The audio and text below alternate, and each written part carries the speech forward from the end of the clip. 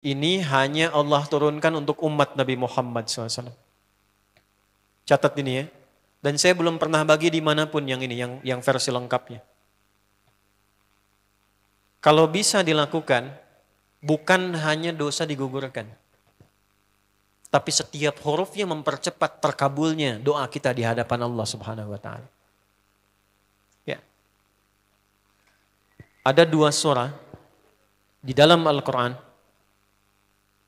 yang bila 2 surah ini dibacakan, itu setiap hurufnya dihitung bisa berpotensi menggugurkan dosa sekaligus mengabulkan doa-doa yang dimintakan. Sepanjang doa itu baik untuk urusan dunia akhirat kita. Kalau salah satu kurang baik diperbaiki oleh Allah. Misal dunia baik tapi akhirat tidak. Maka diperbaiki oleh Allah kepada yang lebih baik. Surat pertama Al-Fatihah. Surah kedua Al-Baqarah. Ya. Sebelum doa baca tuh Al-Fatihah sama Al-Baqarah. Tapi Al-Baqarahnya tidak dari ayat yang pertama. Kepanjangan. Cukupkan di ayat 285 sampai ayat 286, 2 ayat terakhir. Hadisnya sahih. Kalau mau dikuatkan biasanya banyak ulama memasukkan ayat 284. Ada yang sudah masuk ke dalam Ka'bah di sini? Ini informasi saja. Dan 3 ayat ini, Al-Baqarah 284, 285, 286, itu ayat yang dituliskan di dinding Ka'bah. Itu yang saat berhala dikeluarkan, gambar-gambar dihapus, itu ya, syair-syair diganti dengan ayat Quran sehingga jadi kain kiswah Ka'bah di luar. Itu ada sejarahnya. Yang di dalam pun dihiasi dengan hiasan ayat Al-Quran. Di antara yang dituliskan itu Al-Baqarah ayat 284, 285, 286. Intinya di 285 dan 286-nya. Tadi rakaat pertama yang saya bacakan dalam salat Isya. Hadisnya sahih. Itu spesial malaikat Jibril turun kepada Nabi Muhammad SAW mengabarkan kabar gembira siapa yang membiasakan membaca Al-Fatihah. Ya, kemudian 2 ayat terakhir di Al-Baqarah dari amanar rasulu sampai fansurna 'alal qaumil kafirin. Tidaklah dia membacakan itu kecuali setiap hurufnya dijaminkan mengabulkan doa-doa yang dia mohonkan sepanjang benar doanya dan tidak diselimuti maksiat. Ini maaf ya. Ini saya minta maaf dulu nih. Kalaupun Anda benar doanya khusyuk sampai nangis, tapi ada selimut maksiat dalam permohonan doa itu pengabulannya mental lagi. Hadisnya sahih. Thumma dzakara rajula yutilu as-safara ash'atha aghbara yamuddu yadayhi ila as-sama' fayaqulu ya rabb faqala Rasulullah sallallahu alaihi wasallam anna yustajabu lidzalik famat'amuhu haram mashrabuhu haram malbasuhu haram wa ghudhiya biharamin fa anna yustajabu lidzalik. Rawahu Muslim. Nabi mengisahkan seorang lelaki menempuh perjalanan jauh. Awas, menempuh perjalanan panjang untuk ketaatan itu mempercepat doa dikabulkan 2 kali lipat dibanding orang biasa. Makanya kalau ada orang mau ke Mekah umrah, mau haji, titip doa. Ada yang mau beasiswa ke Madinah, ke Mekah, ke Al-Azhar, ke Mesir, titip doa. Saya biasanya kalau mau berangkat umrah, Ustaz titip doa, ayo tulis banyak tuh. Enggak saya baca. Saya simpen aja, ntar dekat Ka'bah, ya Allah engkau maha mengetahui. Ya. Mohon kabulkan semua doa-doa ya dari teman-teman jamaah yang dititipkan dalam kertas yang telah mereka tuliskan itu. Simple Pak, daripada capek kita bacakan satu-satu. Dan alhamdulillah biasanya ya insya Allah terkabul. Insya Allah. Itu perjalanan jauh. Nah orang ini menempuh perjalanan untuk sekedar berdoa.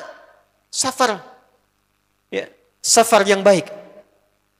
Kemudian yang kedua, yamuddu yadaihi ilas sama, dia mengangkat tangannya ke langit. Ini saya tidak bermaksud mengajarkan ya, cuma menunjukkan prakteknya begini nih. Ada yang bisa bantu saya enggak 1 orang maju? Cepat. Yang depan aja, depan. Jazakallah khair. Mohon pegangkan mic sebentar. Terima kasih ya. Lihat sini. Gini. Nah, jazakallah.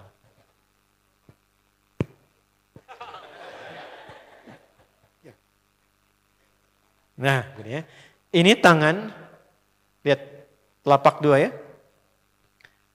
Berdoa itu sesuai porsinya, dan ikuti caranya Nabi. Kalau doanya formal dalam sholat dan diikat dengan gerakan, jangan kreatif.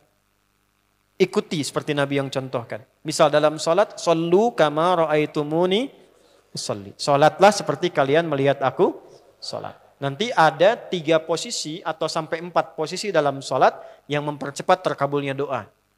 Posisi puncaknya sujud.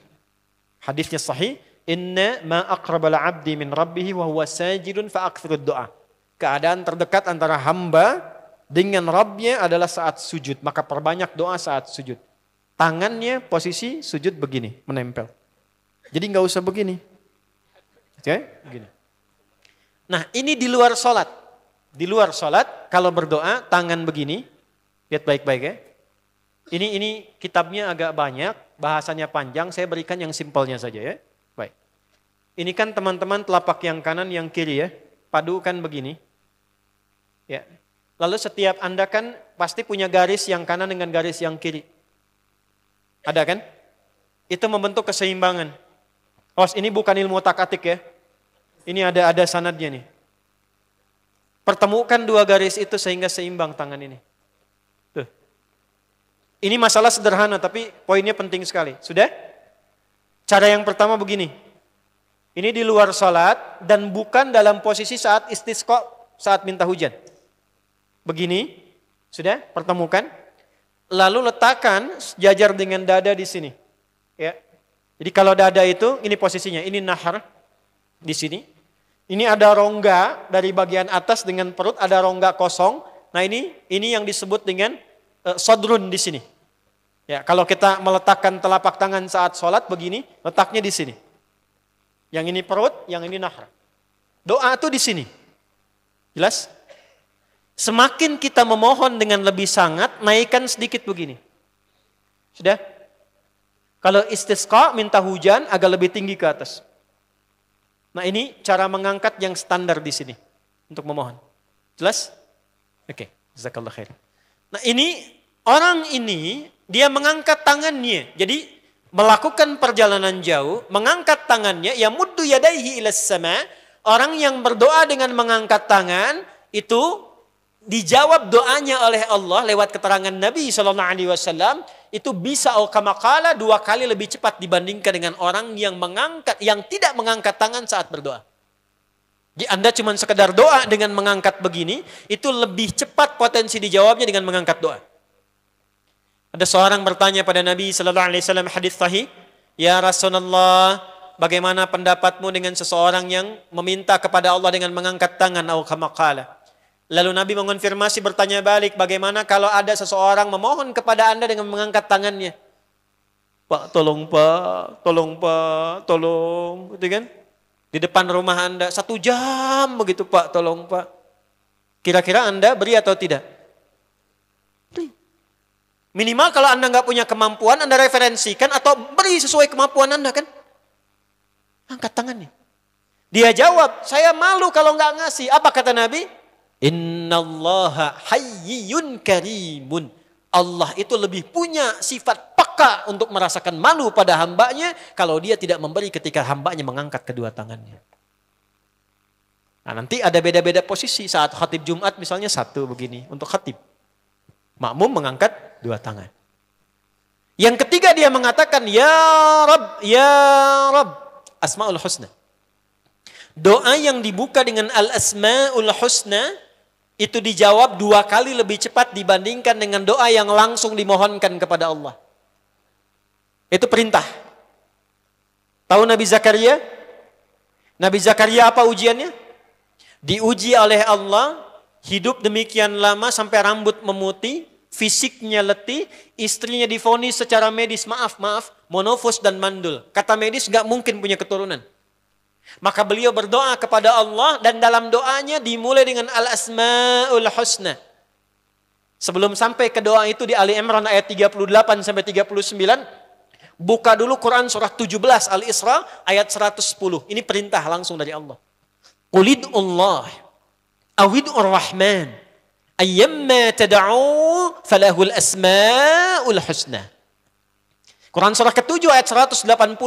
Walillahil asma'ul husna fad'uhu biha. Fad'u biha. Qul Allah, kalau engkau punya masalah hambaku, dan tidak ada di dunia ini yang tidak punya masalah. Quran surah kedua ayat 155. Wala nabluwannakum bisyai'. Setiap yang hidup itu, aku pasti akan uji dengan masalah. Itu kata Allah. Jangan disimpan sampai di situ, teruskan. Bukan untuk membebani hambaku dengan masalah, tapi untuk menaikkan kualitas hidupnya sehingga menjadi lebih baik. Jadi ketika Allah titipkan masalah itu, bukan ingin membuat kita bermasalah.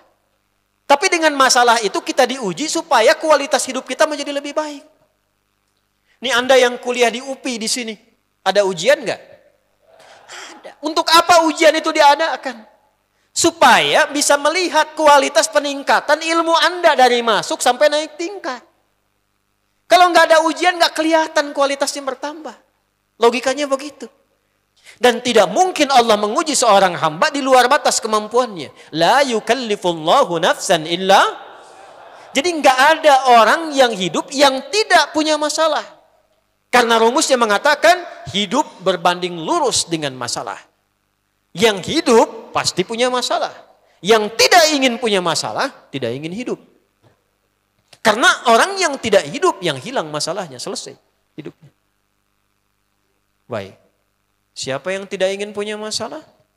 Angkat tangan. Baik. Siapa yang ingin punya masalah? Alhamdulillah. Baik. Yang lain wallahu a'lam. Nah, kulit Allah kalau sedang diuji masalah, kan yang ngasih siapa? Yang nitipkan siapa? Yang punya solusinya siapa? Kalau Anda tahu yang punya solusinya Allah, kenapa curhatnya bukan kepada Allah? Kan sudah dicontohkan di Quran, kalau punya masalah curhatin ke Allah. Quran surah 12 ayat 86, sejak era Nabi Yakub, masalah di rumah tangga, anak bermasalah curhatnya pada siapa? Allah. Innama ashku bathi wa huzni ilallah. Aku tuh kalau punya masalah, sesedih apapun, curhatnya Allah. Bentangkan sajadahmu, curhatkan dalam sujudmu, tingkatkan takwamu. Wa may yattaqillaha yaj'al lahu makhraja. Quran surah 65 di akhir ayat yang kedua. Bentangkan sajadahmu, curhatkan, habiskan dalam sujudmu, keluarkan tangismu. Sehingga bebannya jadi ringan. Walaupun solusi belum datang, hatinya sudah tenang. Yang diperintahkan panjangkan sajadahmu, bukan panjangkan statusmu. Kita sudah tahu ayatnya, paham ketentuannya, tapi kenapa prakteknya ditumpahkan di Instagram, di Facebook, bikin vlog di YouTube, hanya untuk curhat saja. Dan ironinya dalam hal yang demikian tahu yang menyelesaikan Allah. Sekarang tambah bonus, aminkan ya.